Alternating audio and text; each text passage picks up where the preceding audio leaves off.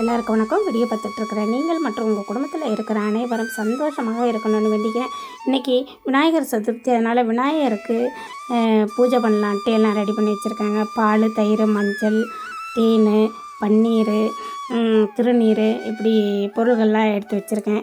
அப்புறம் நெய்வேத்தியமாக பழங்கள், பொரி, நிலக்கடலை, அப்புறம் கற்கண்டு இப்படிலாம் எடுத்து வச்சுருக்கேன். அப்புறம் சமையல் பண்ணாங்க, அதனால் சாதம், சாம்பார், கொழுக்கட்டை, கொண்டக்கடலை சுண்டல், நிலக்கடலை சுண்டல் இப்படியெல்லாம் எடுத்து வச்சு தீபாராதனைக்கு ரெடி பண்ணி வச்சுருக்காங்க.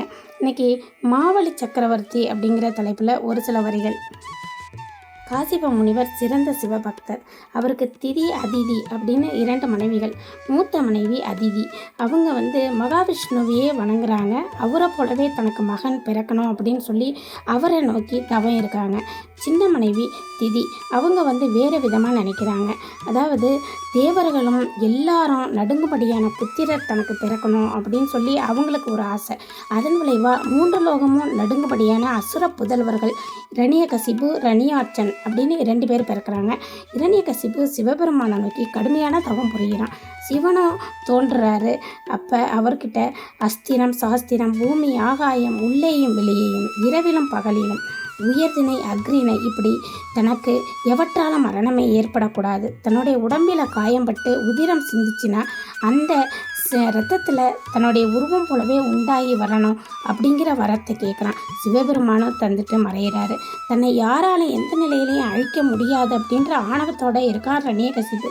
தானே சகல லோகங்களுக்கும் அதிபதி அப்படிங்கிற பெருமையோடு இருக்கான். கொடூரமாக நடந்துக்கிட்டு இருக்கான். துஷ்டர்களை அழித்து நல்லவர்களை காக்கும் பொறுப்பேற்றவர் மகாவிஷ்ணு. அவருக்கு ஆணவக்காரனை அழிக்க வழியே புரியல. அதனால் பூலோகத்துக்கு மண்ணின் மரத்தடியில் கணேசரை பிரதிஷ்டை செஞ்சு பூஜித்து வரார். விஷ்ணு பக்திக்கு மகிழ்ந்த விநாயகர் அவருக்கு காட்சியளிக்கிறாரு. அவர்கிட்ட இரணியகசிபை அழிக்கிற விதம் பற்றி வினவுறாரு. சிவபெருமானை அழித்த வரத்தால் மனிதனாகவோ தேவனாகவோ விலங்காலோ அவனை அழிக்கவே முடியாது. நரசிம்ம அவதாரம் கொண்டு பகலும் இரவும் இல்லாத அந்தி நேரம், உள்ளேயும் வெளியேயும் இல்லாமல் வாசற்படியில் பூமியும் ஆகாயமும் இல்லாத தன் தொடையில் கிடத்தி அஸ்திரமும் சஸ்திரமும் இல்லாமல் தன்னுடைய கூரிய நகத்தால் அவனுடைய மார்பை கீறி பிளந்து குருதி பூமியில் விழாமல் உறிஞ்சி விட்டால் இறந்துருவான் அப்படின்னு சொல்லி வலிமையும் கொடுத்து அருள்றாரு விக்னேஸ்வரர். இப்போ மகாவிஷ்ணுவும் அவ்வாறே இரணியகசிபை வதம் செய்கிறாரு. இரணியகசிபை ஒழிந்ததுக்கப்புறம் அவனுடைய தம்பி ரணியாட்சன் ஆட்சி புரிகிறான். அவனை ஒழிக்க அரும்பாடுபடுறாரு விஷ்ணு. கணபதியோட அருளால் வராக அவதாரம் எடுத்து அவனையும் கொன்று அழிக்கிறாரு. விரேசனன் ரணியாட்சனோட புதல்வன். தந்தைக்கு பின் அவனே அரசன். சூரிய பகவானை நோக்கி கடுமையான தவம் இருக்கிறான். சூரிய பகவான் அவனுக்கு காட்சி கொடுக்குறாரு. இப்போ விரோசனனே, இப்போ பொன் மகுடம் மிகுந்த மகத்துவம் வாய்ந்த ஒன்று அளிக்கிறாரு. இது உன்னுடைய முடியில் அணிஞ்சிக்கிட்டால் 3 உலகமும் உன்னுடைய வசமாகும். உனக்கு பிராண ஆபத்தே இருக்காது. ஆனால் இந்த மகுடம் உன்னோட முடியில் இல்லாமல் இருக்கிறப்ப உன்னுடைய தலையில் யார் கைப்பட்டாலும் போதும், உன்னுடைய தலை சுக்குநூறாக உடைந்துவிடும், உயிரும் போய்விடும் அப்படின்னு சொல்லிட்டு மறைகிறாரு. விரோச்சனன் பொன்மகுடம் தாங்கி மன்னனா மதமதியோட ஆட்சி புரிகிறான். அவனை கண்டு 3 உலகமும் அதிருது. இந்த நிலையில் அவனுக்கு மாவழி என்ற புதல்வன் பிறக்கிறான். விரோசனனுடைய அட்டகாசம் ரொம்ப அதிகமாகுது. தேவர்கள் அவதிப்படுறாங்க. அவனை அழிக்க எவராலும் முடியாது அப்படின்னு வைகுண்டத்தை நோக்கி போகிறாங்க. பரந்தாமனை பணிந்து அவனை அழித்து தன்னை ரட்சிக்குமாறு வேண்டுறாங்க. விரோசனன் சூரிய பகவானிடமிருந்து பெற்ற வரத்தை நினைவு கூர்றாரு மகாவிஷ்ணு. அவனை அழிக்கும் விதம் பற்றி யோசிக்கிறாரு. பின் மோகினி அவதாரம் கொண்டு புறப்படுறாரு. விரோசனன் மோகினியை கண்ட உடனே மயங்குறான். அழகில் மயங்கி அவனுடைய அறிவு அழியுது. அவன் பார்வையும் பேச்சும் அவனோட உள்ளத்தை கவருது. எப்படியும் மோகினியோட கூடி குலாவணும் அப்படிங்கிற ஆசை அவனுக்கு அதிகமாகுது. அதனால் மையல் கொண்டு அவன் ஆசைக்கு பணிவதாக மோகினியும் சொல்கிறா. அதை கேட்டதும் விரோச்சனனுக்கு காமவெறி கண்ணையும் கருத்தையும் குருடாக்குது. அவனை ஆசையோடு நெருங்குறான். அந்த சமயத்தில் மோகினி ஒரு நிபந்தனை விதிக்கிறாள். தலையில் எண்ணெய் ஸ்நானம் பண்ணி வர ஆடவனோட கூடி குழாவி மகிழ்ச்சியோடு இருப்பேன், அவ்வாறு இல்லாமல் இருந்தால் அவங்களோட நான் கூடவே மாட்டேன் அப்படின்னு சொல்கிறா. காமவெறியால் உந்தப்பட்ட நிலையில் விரோச்சனன் மற்ற எல்லாத்தையும் மறந்து மோகினியின் மீது கொண்டிருந்த மோகத்தால் தன்னுடைய சித்தத்தை கலக்குது. இப்போ அதுக்கு சம்மதிக்கிறான். எண்ணெய் ஸ்தானம் செய்ய தன்னுடைய உயிர் கவசமான மயுடத்தை கலட்டி கீழே வைக்கிறான். இந்த வாய்ப்பையே எதிர்நோக்கி இருந்த மோகினி ஆசை மொழி பேச அருகில் போகிறா. இப்போ அந்த எண்ணெய் கிண்ணத்தை ஒரு கையில் எடுத்து மறு கையில் எண்ணெயை ஊற்றி ஆசையோடு நெருங்குறா. அப்போ மோகினி ஒரு கையில் எண்ணெயோட மறு கையில் அவன் தலையில் கை வைக்கிறா. விரோசனனோட தலை சுக்குநூறா சிதறுது. அத்தோட அழிஞ்சு போயிட்டான். பெண் மோகத்தால் தன் உயிரையே பலியாக்கி கொண்டான். மோகினி உருவத்தில் இருந்த மகாவிஷ்ணு சுய உருவம் பெற்று வைகுந்தத்தை நோக்கி போகிறாரு. தேவர்கள் மலர் மாறி பொழிந்து மகிழ்ச்சியை தெரிவிக்கிறாங்க. அவனுக்கு பின் வந்த மகன் மாவலி அசுரத்துக்கு தலைவனாக இருக்கான். அவன் சிறந்த சிவபக்தனாக இருக்கான். அவனுக்கு தேவேந்திரன் மீது பொறாமை. அது மட்டும் இல்லை, அவன் அனுபவிக்கக்கூடிய சகல போக சுகங்களையும் அனுபவிக்க ஆசைப்படுறான். இப்போ தன்னுடைய குலகுருவான சுக்கராச்சாரியர்கிட்ட தெரிவிக்கிறான். எந்த வகை சுகமும் போகமும் பெற விரும்பினாலும் தர்மம் செய்ய வேணும். அறம் செய்வோர் யாராக இருந்தாலும் விரும்பிய மேலான போகங்களை பெறலாம் அப்படின்னு சொல்கிறாரு. தேவேந்திரன் 100 அஸ்வமேத யாகத்தை செஞ்சதோட பலன் தான் சகல போகங்களையும் அனுபவித்து வரான். அவனை போல் மாவலியும் செய்தால் அதை பெறலாம் அப்படின்னு யோசனை சொல்கிறாரு. மாவலிக்கு மகிழ்ச்சியே தாங்கலை. தானும் 100 யாகங்களை புரிஞ்சு அதற்கு மேலான சுகபோகங்களை எல்லாம் பெறணும் அப்படின்னு விரும்புகிறான். அதனால் வசிஷ்டர் முதலான மகாமுனிவர்களை எல்லாம் வரவழைக்கிறான். இடைவிடாது யாகங்கள் புரிகிறான். இதுவரை 99 யாகங்களையும் செய்து முடித்து விட்டான். மீதி இருப்பது ஒன்றே தான்.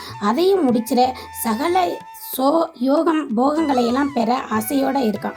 100வது யாகத்திற்கு வேண்டிய பணிகளை எல்லாம் தொடங்கிவிட்டான். தேவேந்திரனுக்கு இந்த செய்தி தெரிய வருது. தன் பதவிக்கு ஆபத்து வந்துவிடுமோ அப்படின்னு சொல்லி பயப்படுறான். கடைசி யாகத்தை எப்படியாவது நிறைவேற்ற விடாமல் தடுக்கணும் அப்படின்னு சொல்லி மகாவிஷ்ணுகிட்ட ஓடுறான். திருவடியில் விழுந்து வணங்கி தனக்கு நேர இருக்கும் ஆபத்தை விவரிக்கிறான். அவரும் காப்பதாக வாக்களித்து அனுப்புகிறாரு. மாவலி அசுரகுலத்தை சேர்ந்தவன் என்றாலும் சிவபெருமானை நோக்கி தவம் இருந்து ஏராளமான வரங்களை பெற்றவன். நீதி நேரி தவறாதவன், தர்ம வழிப்படி நடப்பவன். அத்தோடு அவன் யாருக்கும் எந்த கெடுதலும் நேராத வகையில் முறைப்படி யாகம் புரிஞ்சு வரான். அவனை கொண்டு தன் வாக்குறுதியை நிறைவேற்றி கொள்ள வேணும். அதற்கான வழிமுறையை சிந்திக்கிறாரு. காசிப முனிவரோட முதல் மனைவி அதிதி தவம் செய்து வருவது நினைவுக்கு வருது. அவளுடைய விருப்பத்தை நிறைவேற்றுவள் போல அவள் கருவில் தங்கி குழந்தையாக உள்ள உருவத்தோடு வாமனராக அவதரிக்கிறார். அதிதி மகிழ்ந்து வளர்த்து வரா. வாமனருக்கு 5 வயது ஆனதும் உபநயனம் செய்ய காசிபர் விரும்புகிறாரு. இப்போ அனைத்து சாஸ்திரங்களையெல்லாம் கற்றுந்தேறுபடி செய்கிறாரு. அப்பொழுது ஒரு நாள் வாமனர் தன் தந்தையே மாவலி சக்கரவர்த்தி 100வது யாகத்தை வெற்றியோடு நடத்தி முடித்தா இந்திரன் பதவிக்கு ஆபத்து வரும், அதை தவிர்க்க ஒரு மார்க்கத்தை சொல்லுங்க அப்படின்னு சொல்கிறாரு. அதற்கு அவர் விநாயகர் பெருமானை வேண்டி அவருடைய அருள் பெற்றால் நடக்கும் அப்படின்னு சொல்கிறாரு. வாமனர் விதர்ப்ப தேசத்துக்கு சென்று அங்கே இருக்கிற தென்புறத்தில் வன்னி மர நிழலில் விற்றிருக்கக்கூடிய விநாயகமூர்த்தியை தரிசிக்கிறாரு. அங்கேயே இருந்து உறக்கமே இல்லாமல் விக்னேஸ்வரரை நோக்கி கடுமையான தவம் புரிகிறாரு. அவருடைய பக்திக்கு மகிழ்ந்த கணேசர் தன் தேக கணங்களோட காட்சியளிக்கிறாரு. 10 திருக்கரங்களோட தனது ஆசனத்தில் வீற்றிருக்காரு. அந்த கண்கொள்ளா காட்சியை கண்ட வாமனர் சாஷ்டாங்கமாக வீழ்ந்து வணங்குறாரு. கணநாதரோட திவ்ய பெருமையை கூறி போற்றுறாரு. இப்போ வன்னி விநாயகர் புன்முறுவல் புத்தவரா வரம் என்ன வேணும்னு கேட்குறாரு. இப்போ தான் நினைக்கும் காரியங்கள் எல்லாம் நிறைவேற்றும்படியான சக்தியை எனக்கு தரணும் அப்படின்னு சொல்கிறாரு. விக்னேஸ்வரரும் அந்த வரத்தை அளிக்கிறாரு. வாமனர் விநாயகமூர்த்தியை மீண்டும் வணங்குறாரு. சடாசுர மந்திரத்தை செபிக்கிறாரு. தன் எண்ணம் நீரடி விட்ட பூரிப்பில் தன் தந்தைக்கிட்ட போய் நடந்ததை சொல்கிறாரு. அவரும் மகிழ்ந்து தன் தனையனுக்கு ஆசி சொல்கிறாரு. மாவலி சக்கரவர்த்தி யாகம் செய்யும் இடத்திற்கு போகிறாரு வாமனர். அவரை கண்டதும் மன்னன் ஆசனம் அளித்து உபசரிக்கிறான். தவமுனிவரே, தாங்கள் என்னை நாடி வந்த காரணம் என்னன்னு கேட்குறான்.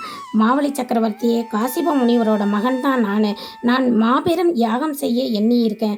நான் தவம் புரிய 3 அடி நிலம் தேவை. அதை உன்ட்ட தானமாக வாங்கிறதுக்கு தான் வந்தேன் அப்படின்னு சொல்கிறாரு. அதை கேட்ட மாவலி பூரிக்கிறாரு. கேட்டதை தட்டாமல் கொடுப்பதா வாக்களிக்கிறாரு. அப்பொழுது அருகில் இருந்த குலகுரு சுக்கராச்சாரியார் மாவலியை தனியாக அழைச்சி, மன்னா புரியாது நீங்கள் வாக்கு கொடுக்குறீங்க. வந்தவன் முனிவரே அல்ல, திருமால் தான், மாயவித்தைக்காரன். உன்னுடைய எண்ணத்தை குலைக்கவே வந்திருக்கான அப்படின்னு சொல்கிறாரு. மாவலிக்கு வியப்பாய் இருக்குது. தானமாக கேட்பவர் யாராக இருந்தாலும் அளிக்க வேண்டியது நம்முடைய கடமை அல்லவா? மகாவிஷ்ணுவே தானமாக யாசித்தால் என்ன? அவருக்கு அளிப்பதாக நான் வாக்கு கொடுத்துட்டேனே, பின்வாங்குவது நம்மளோட நல்ல அழகு அல்லவே அப்படின்னு சொல்கிறாரு. வாமனருக்கு 3 அடி நிலம் தானம் கொடுக்க மாவலி கமண்டலத்தை எடுத்து தாரை வார்க்க முயல்றாரு. அசுரர்களை காக்கும் பொறுப்பேற்ற சுக்கராச்சாரியார் வண்டு வடிவம் தாங்கி அடைத்து கொள்ளவே கமண்டலத்திலிருந்து நீர் வெளியே வரலை. அந்த காரணத்தை ஞான திருஷ்டியினால் அறிகிறாரு வாமனர். சிறு குச்சி ஒன்றை எடுத்து துவாரத்தில் குத்தவே அதனால் சுக்கராச்சாரியாரோட ஒரு கண் குத்தப்பட்டு குருடாகுது. இப்போ கமண்டலத்தில் இருந்து வெளிப்பட்டு விலகிறாரு. மாவலி 3 அடி நிலம் கொடுக்க நீரை வார்க்கிறாரு. அப்போ இதுவரை சிறிய உருவத்தில் இருந்த வாமனர் பிரம்மாண்டமான உருவத்தை அடைகிறாரு. அவர் உருவம் வானத்தை தொட்டது. அவர் ஒரு காலால் பூவுலகம் முழுவதையும் ஒரே அடியாக அளக்கிறாரு. 2வது அடியாக ஆகாயம் முழுவதையும் அளக்கிறாரு. 3வது அடியை அளக்க இடமே இல்லை. அதனால் மாவலியோட சிரசின் மீது தன் பாதத்தை அழுத்தி வைத்து மாவலியை பாதாள லோகத்தில் அழுங்கும்படி செய்கிறாரு. இருந்தாலும் மாவலியை அழிக்கும்படி செய்யலை. அவர் சிறந்த சிவபக்தன். அதனால் அவன் பாதாள லோகத்தில் இருந்தபடியே சகல லோகங்களையும் நீதி தவறாமல் ஆட்சி புரிஞ்சு வரான். மகாவிஷ்ணு தேவேந்திரன் பதவி பறிபோகாமல் காப்பாற்றுறாரு. என்றாலும் மாவலியும் தேவேந்திரனுக்கு ஈடான போக பாக்கியங்களை பெற்று ஆண்டு வரான். இதுதாங்க கதை. பிடிச்சிருக்கா? லைக் பண்ணுங்கள், ஷேர் பண்ணுங்கள், சப்ஸ்கிரைப் பண்ணுங்கள்.